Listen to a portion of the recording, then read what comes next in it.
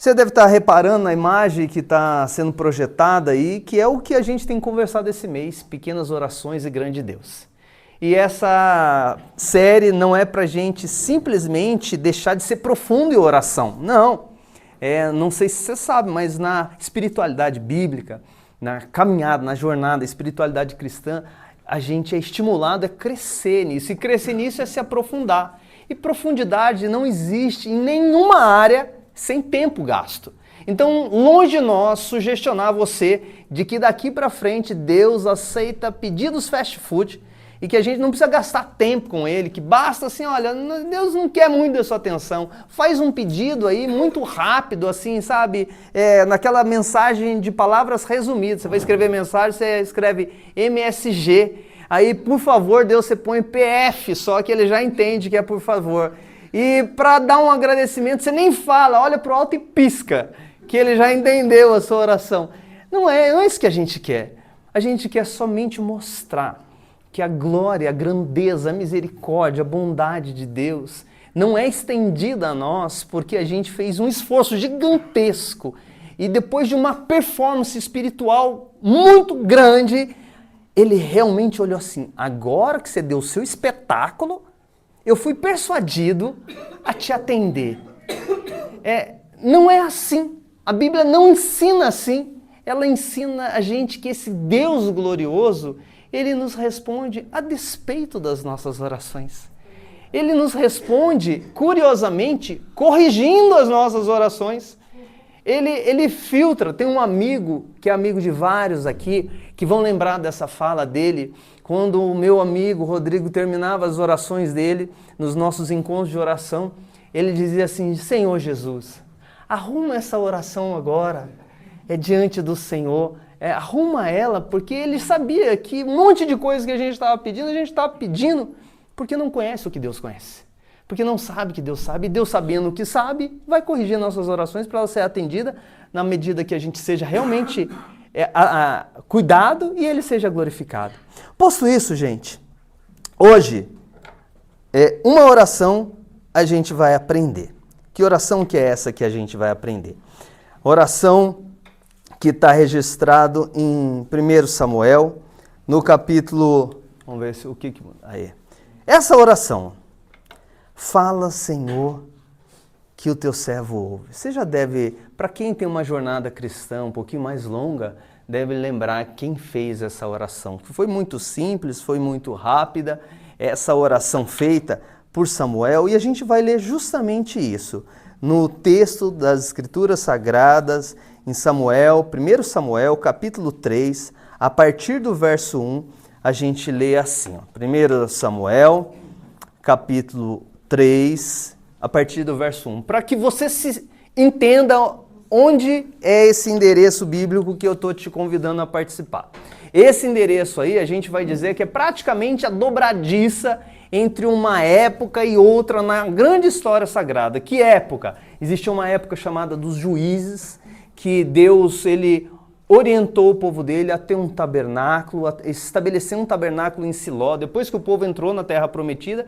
E esse tabernáculo é o lugar onde os sacerdotes, eles faziam os sacrifícios, a lei era ensinada, o povo era instruído, e a partir desse gesto de ir lá aprender a lei do Senhor, ter os seus pecados expiados, perdoado, através da própria instrumento de graça que Deus ofereceu no sacrifício, esse povo era para caminhar nas leis do Senhor. Era para caminhar, mas não caminhava. E Samuel, ele está bem na dobradiça de uma época que a gente vai chamar da época dos juízes para a época dos reis.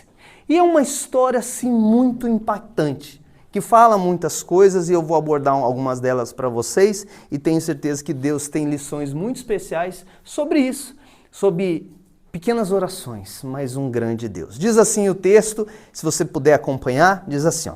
O menino Samuel servia ao Senhor diante de Eli naqueles dias. A palavra do Senhor era muito rara. As visões não eram frequentes. Certo dia o sacerdote Eli, cujos olhos já começavam a escurecer-se, a ponto de não poder ver, estava deitado no lugar de costume. Também Samuel estava deitado no templo do Senhor, onde estava a Arca da Aliança, antes que a lâmpada de Deus se apagasse. E o Senhor chamou um menino. Samuel, Samuel. Este respondeu, eis-me aqui. Então correu para onde estava Eli, o sacerdote, e disse, eis-me aqui, pois você me chamou. Mas Eli respondeu, eu não chamei você, vai deitar. E ele foi e se deitou. Palavra do Senhor.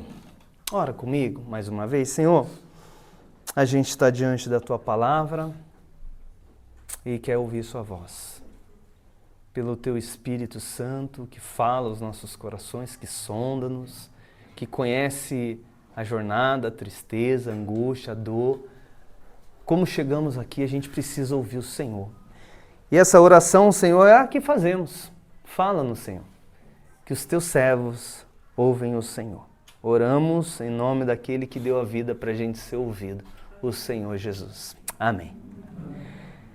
Gente, essa história aqui, por mais que pareça bonitinha, em alguns momentos os professores vão para aquela salinha onde as crianças são instruídas e contam essa história de um jeito muito bacaninha, que está um menininho no templo ouvindo e de repente ouve a voz de Deus e tem que responder e fala Senhor que o teu servo ouve. Mas essa história é complicada. Ela é complicada por quê? Porque ela inicia numa jornada de uma família bem com uma estrutura nada aprovada pelos próprios caminhos de Deus. Por quê? Porque era uma família que não estava na ordem estabelecida por Deus. A ordem estabelecida por Deus foi fazer uma mulher para um homem. E essa família aqui não estava dentro desse script. Tinha um sujeito chamado Eucana e ele tinha 2 esposas. Guerreiro, Dorivaldo. Uma chamava Penina e a outra chamava Ana. E assim, a Penina tinha filhos com ele. E a Ana era estéril. E numa dinâmica onde, inevitavelmente, ele tinha uma afeição, um apreço maior por Ana, a Penina arrumava um jeito de cutucar a outra. E o texto conta pra gente que quando elas iam para aquele ambiente da adoração, para aquele momento em Siló, para adorar ao Deus Criador, eles reconheciam e sabiam, dentro da grande história do mundo, que fertilidade era, naquele contexto, um testemunho imediato de que Deus estava sobre aquela pessoa abençoando. E o contrário também denunciava que Deus não tinha sido favorável àquela pessoa. E daí, bem dentro desse contexto do templo, a Penina, que se sentia meio deixada de lado por Eucana, ela ia e provocava a outra, desdenhando dela que ela não tinha filhos. Só que isso, assim, as escrituras não contam com todas as caras e bocas que a gente consegue imaginar do que é uma relação como essa. E o fato é que a mulher ficava em prantos. Ana se colocava diante de Deus incomodada. Por que ela não conseguia ter filhos? E em um determinado momento ela vai para esse ambiente com um coração amargurado, angustiado, coloca-se diante de Deus e ela faz uma oração, gente, muito difícil, eu acho, para qualquer mãe, não apenas fazer, mas cumprir aquilo que fala. Ela fez a seguinte oração: Senhor, se o Senhor me der um filho, eu vou entregar ele para o Senhor. E não é entregar ele para o Senhor igual eu fiz com os meus filhos. Eu fiz com os meus filhos, Senhor, o Gabriel é do Senhor, mas ele vai ficar aqui em casa. Eu fiz assim, Gabriel, a Yasmin é do Senhor, mas é aqui em casa. A Ana não. Ela fez a oração, ele é do Senhor. E assim que ele desmamar, eu vou deixar ele aqui no templo para ele caminhar e servir ao Senhor no templo junto com o sacerdote. E ele não vai ficar mais em casa com a gente. Gente, desmamar, para a época, era assim coisa dos 3 anos de idade. Agora começa a ficar feia a história, né? Porque as mães aqui já deu um arrepio. Como assim? É exatamente isso. Essa história é relatada porque Deus ouve a oração dela, que era que era estéril, e agora ela volta para casa, concebe, está grávida, e eu fico imaginando um misto, né, de alegria e angústia, né? Nasceu, e é curioso que o texto fala que depois que nasceu, o Eucana logo na sequência chama ela para ir para o templo adorar. E ela fala assim, não vou mais pro templo, só vou a hora que ele desmamar. E acho que assim, na cabeça, vou curtir o máximo que possível esse menino, porque eu tenho que cumprir a minha palavra com o Senhor.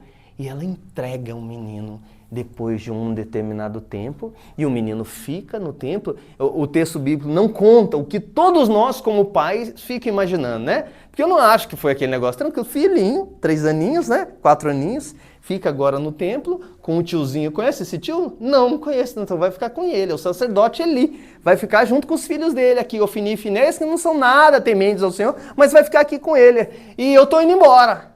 Os pais conseguem. A gente que levou pais, criança na creche aí, ou na escolinha, primeiras aulas, imagina, né? Eu fico imaginando, gente, o terror que foi isso. Mas perfeito.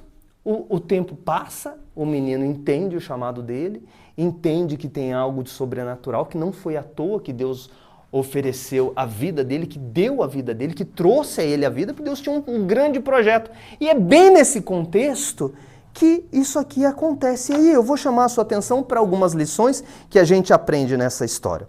Primeira delas, Deus fala e aguarda uma resposta. Deus fala e aguarda uma resposta. Nós somos assim. Nós não gostamos de ser deixados, a expressão é no vácuo, né? Nós não gostamos de uma pessoa ouvir a gente falar e ela finge que não ouviu e dá de ombros pra gente. Agora, deixa eu te dizer, Deus muito menos. Deus muito menos. A gente fez essa canção agora há pouco,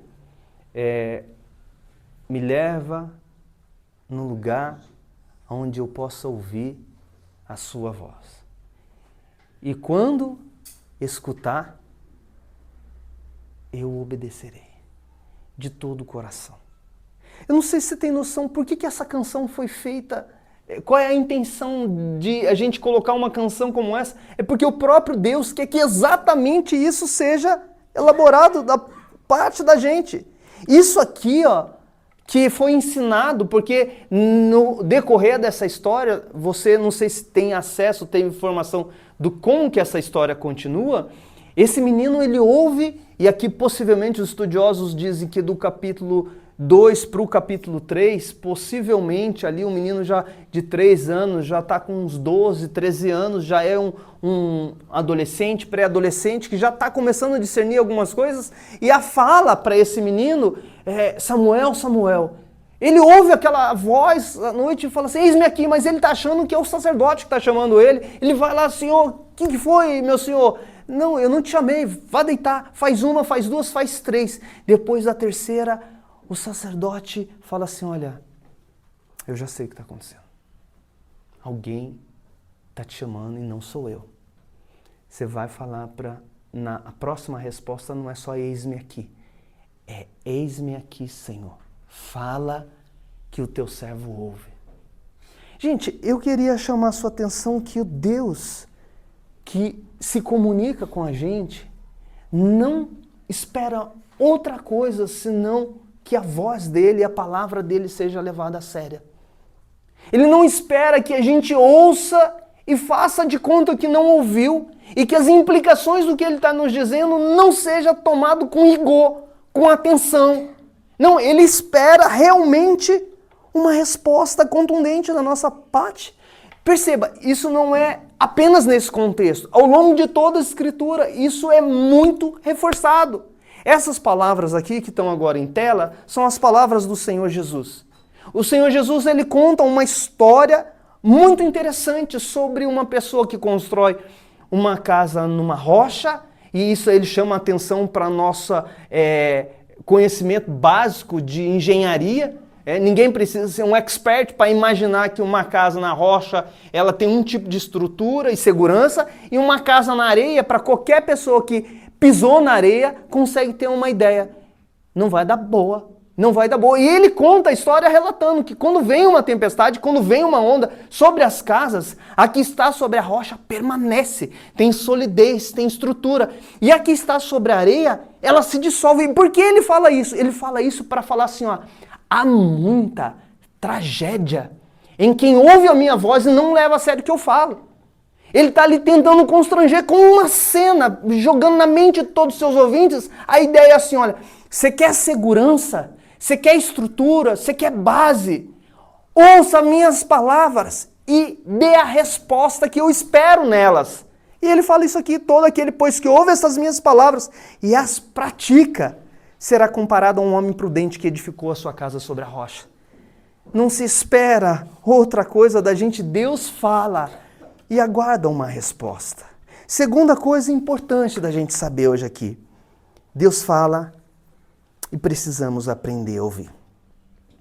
Deus fala e precisamos aprender a ouvir.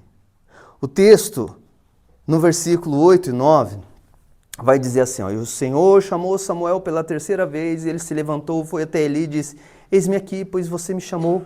Então Eli foi até Eli e disse, eis-me aqui, pois você me chamou. Então ele entendeu que era o Senhor quem chamava o menino, por isso ele disse a Samuel, vá deitar, se alguém chamar, diga, fala, Senhor, porque o teu servo ouve.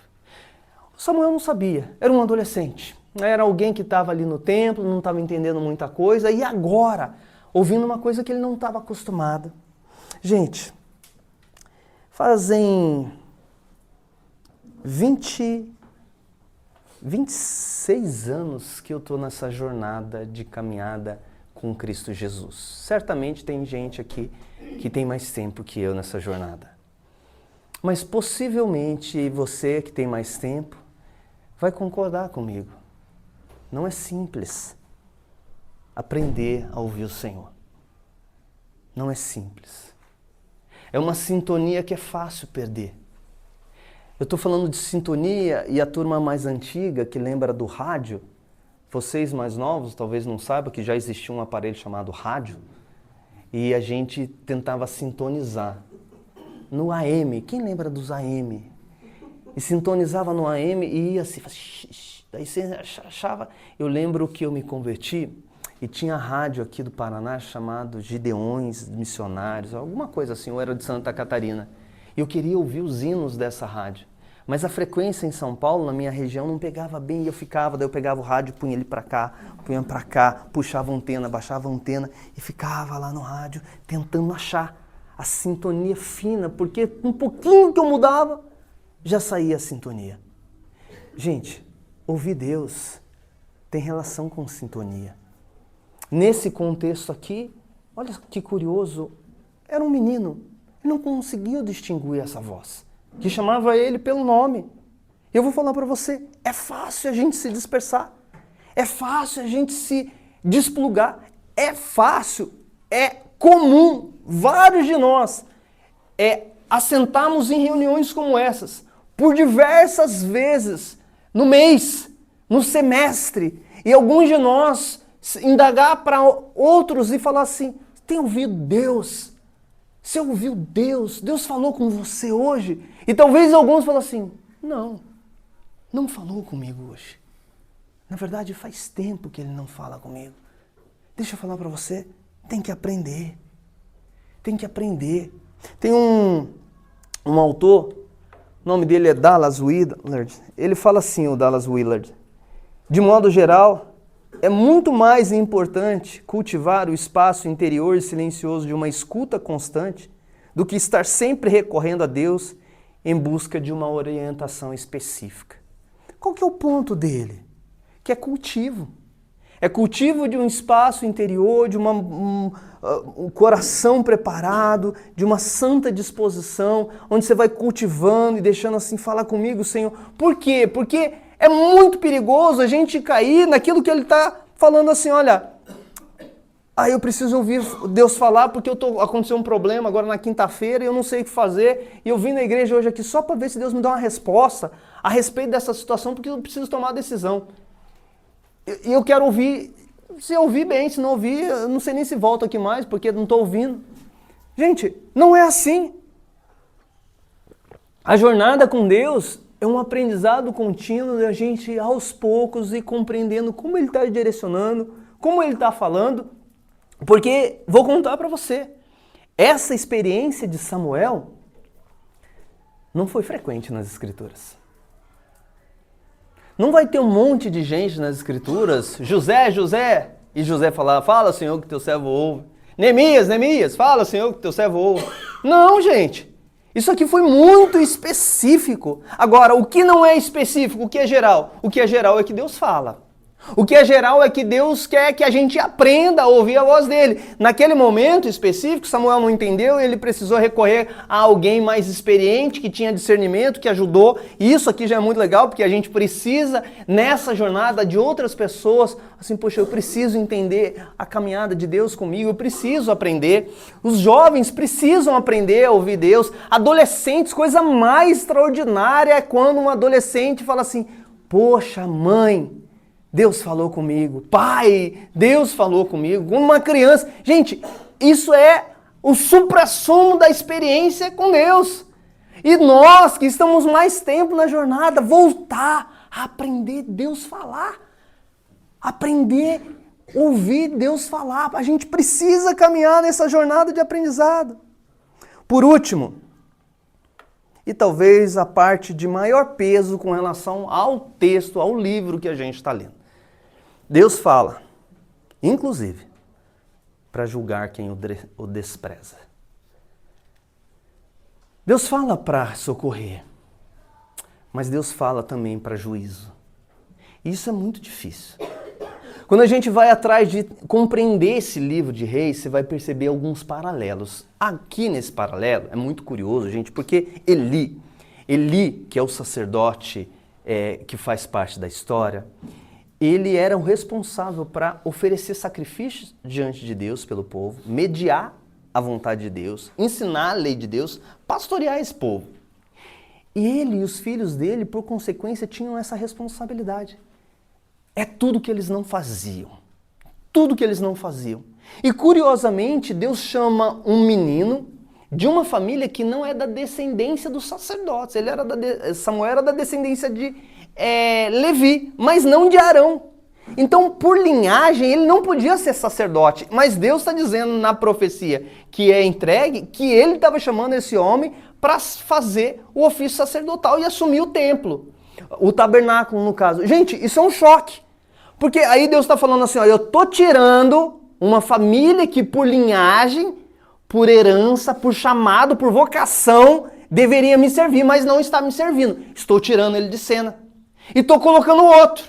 Vem uma outra história entre dois reis. Você vai ver que isso que é curioso. O Saul, que é chamado entre o povo olha para ele empolgado, camarada forte, grande, de destaque, e é colocado como rei, mas curiosamente Deus também despreza. E levanta um outro que a própria família não dava moral. E é esse que Deus coloca.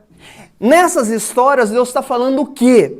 Ele está falando assim, olha, eu acolho e abençoo aquele que quebrantado me recebe, mas eu desprezo e endureço aquele que teimosamente me rejeita. Essa é a história que está sendo contada. Quando o Samuel vai e fala para Deus, Senhor, fala que o teu servo ouve, Deus vai e coloca a notícia para o Samuel. Uma notícia terrível, gente.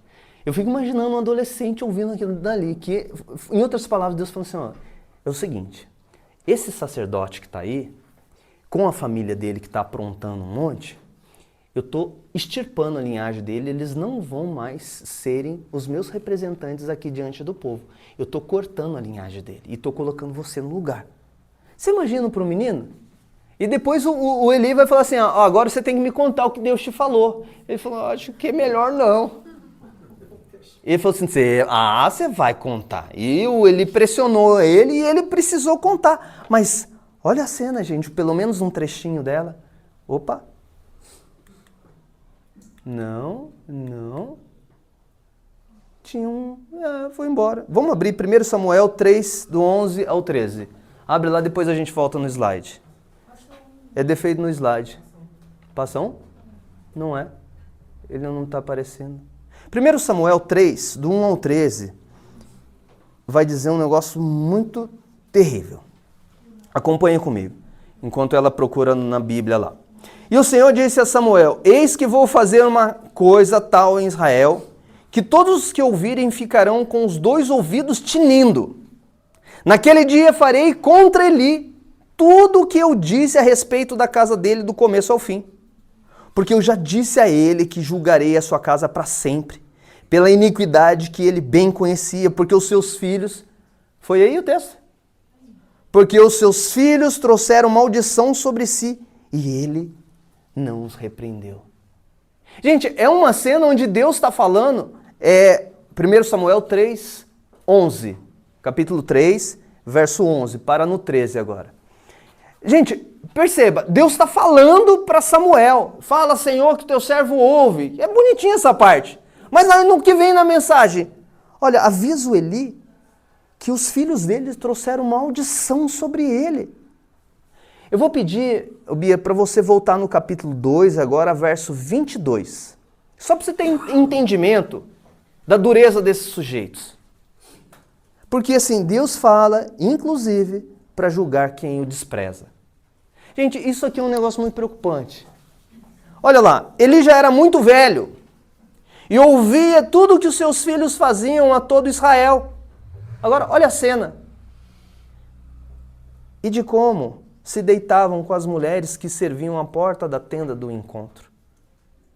Versículo 23. E disse... Eu vou fazer um tom da voz aqui, porque todo o contexto parece que é assim que ele estava repreendendo os filhos dele. Por que vocês fazem essas coisas? De todo o povo eu estou ouvindo constantemente falar das coisas más que vocês fazem. Não, meus filhos. Não é boa a fama essa que eu ouço. Vocês estão levando o povo do Senhor a transgredir. Se um homem pecar contra o seu próximo, Deus será o árbitro. Mas se ele pecar contra o Senhor, quem intercederá por ele? Mas eles não ouviram a voz do seu pai. Agora, eu queria que você se chocasse com isso, porque isso aqui me choca. As Escrituras, Deus não quer falar com a gente apenas para a gente sair eufórico. Eventualmente, Deus quer falar com a gente para a gente sair com a perna tremendo. Para a gente sair assim, epa, porque o Senhor os queria matar. Eles não ouviram a voz do seu pai porque o Senhor os queria matar. É inevitável para mim, num contexto como esse, como pastor de uma comunidade já há um bom tempo, ficar me perguntando, eu tenho a sensação que algumas pessoas não ouvem, Senhor. Eu tenho a sensação, Senhor, que algumas pessoas... entra a voz por aqui e sai por aqui, porque parece que a jornada da vida dela não corresponde a nada com o que ela aprende aqui, ou ao longo desses anos que ela está aqui, ela não aprendeu nada. Senhor, me ajuda a compreender. E daí quando eu entro numa história como essa, quando Deus nos leva numa história como essa, sabe qual é a minha preocupação? Eu acho que Deus está falando para julgar. Deus está falando para julgar. Gente, há nas Escrituras como um todo uma insistência de Deus com um assunto. Qual o assunto? Dureza de coração. Hebreus capítulo 3, verso 7. Hebreus 3, 7 vai falar um negócio que ecoa o que essa história que está querendo contar para os seus primeiros leitores. Que é o quê? Assim, pois, como diz o Espírito Santo, hoje, se ouvirem a sua voz, não endureça o coração. Não endureça o coração. Não endureça o coração. Eu fiquei com medo. E eu acho que uma palavra dessa é para ter medo. Quando a gente fala assim, Senhor, fala que teu servo ouve, não pode ser, Senhor, fala que eu escuto. Senhor, fala que eu vou levar a sério. Senhor, fala que eu quero temer a sua palavra. Eu quero temer a sua voz. Volta para o slide para mim, por favor, Bia. Gente, quando Deus fala... Deixa eu chegar lá no slide. Vamos lá.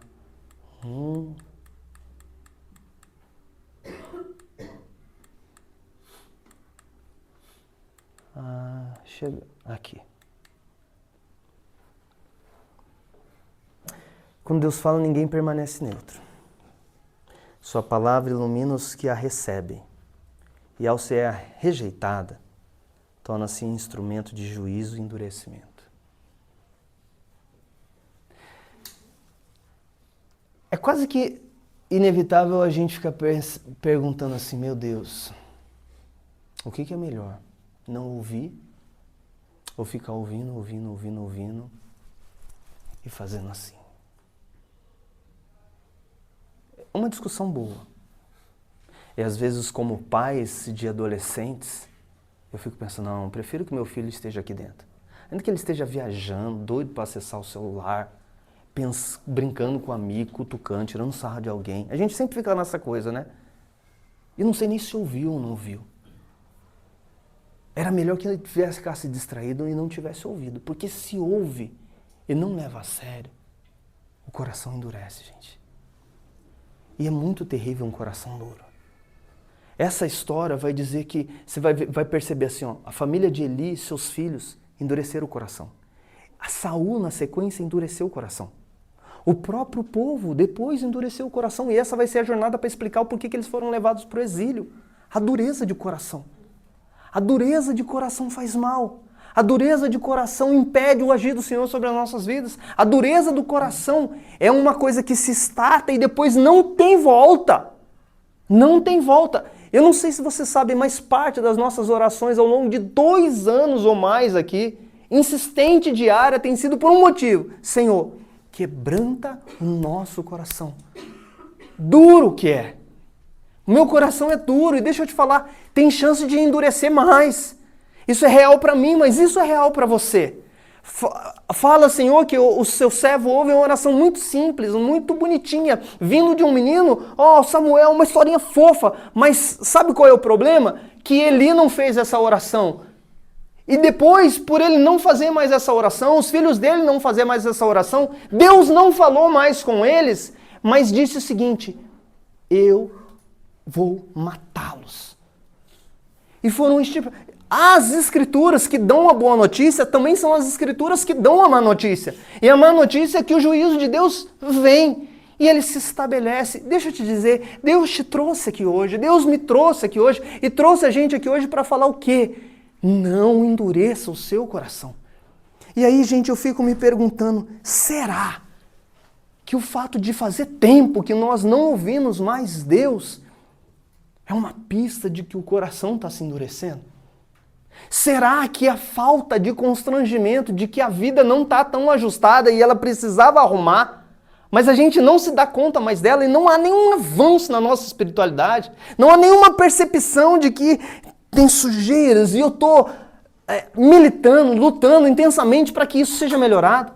Será que a ausência de desejo e fome por Deus, a vontade de querer crescer nas Escrituras, de caminhar com mais efetividade, de sonhar com que um familiar se converta, de encantar-se por ver o avanço do reino de Deus, será que a ausência, tudo isso aí não é uma pista de que você está endurecendo?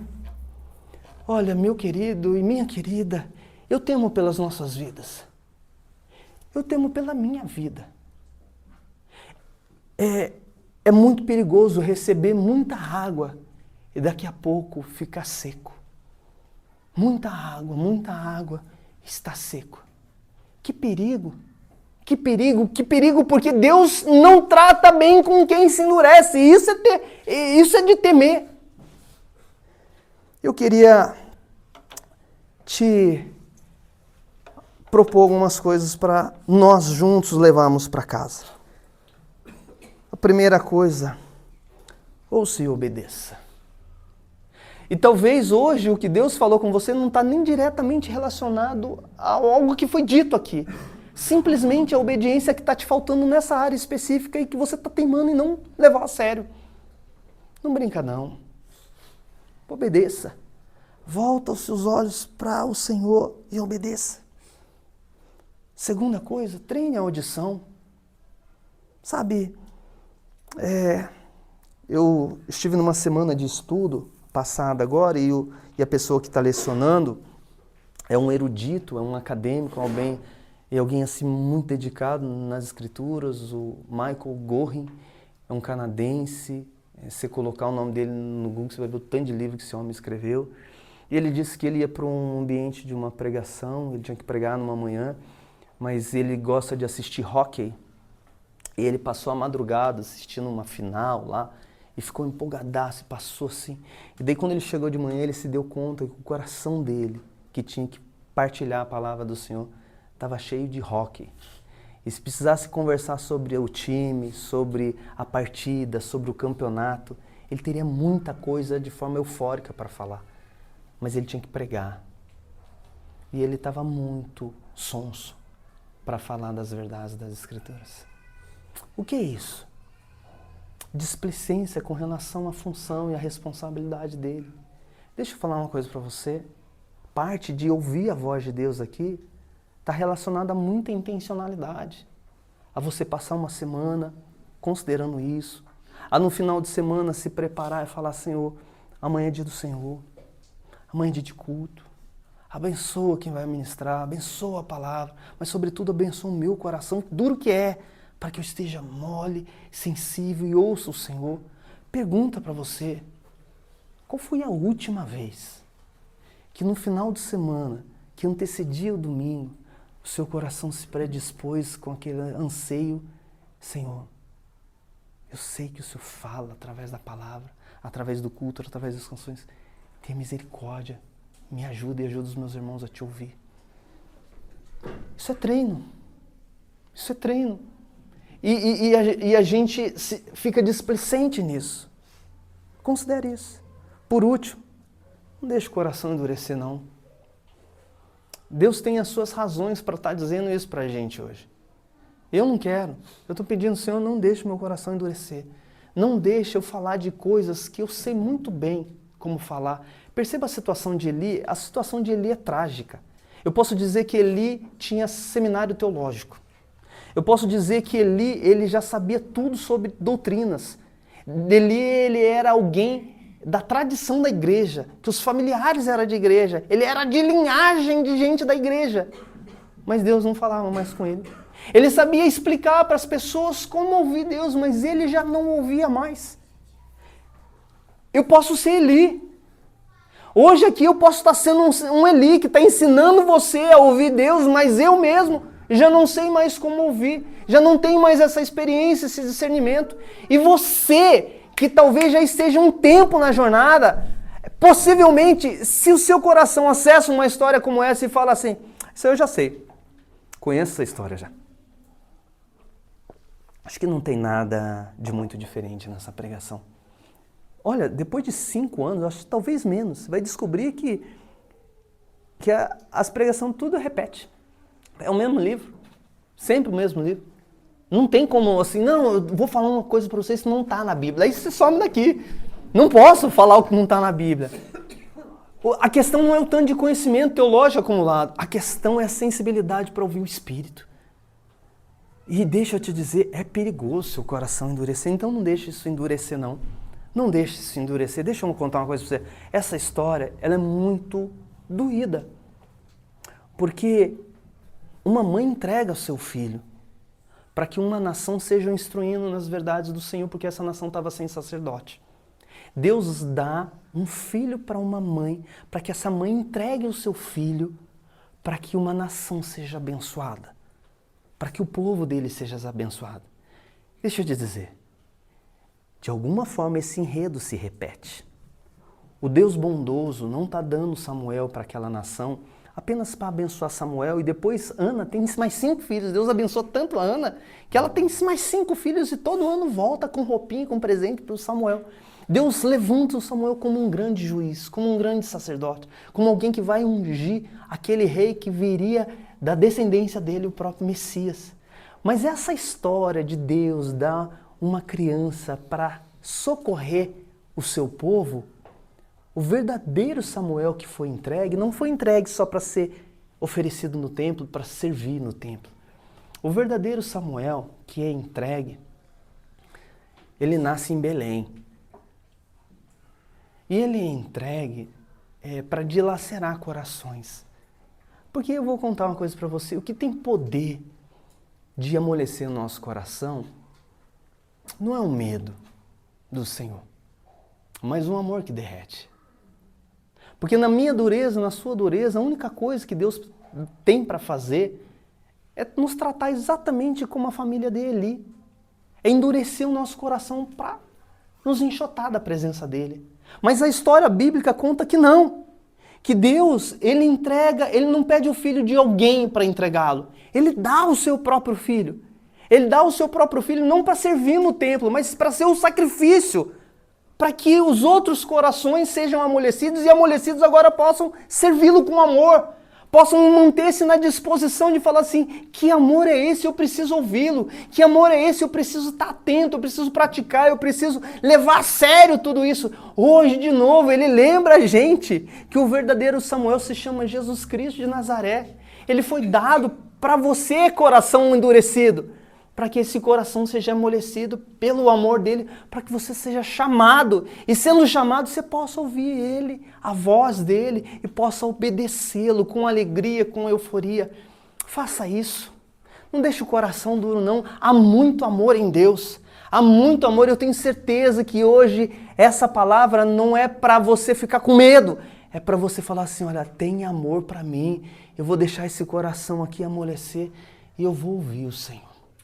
Eu vou ouvir o Senhor. Vamos orar? Ó Deus bendito,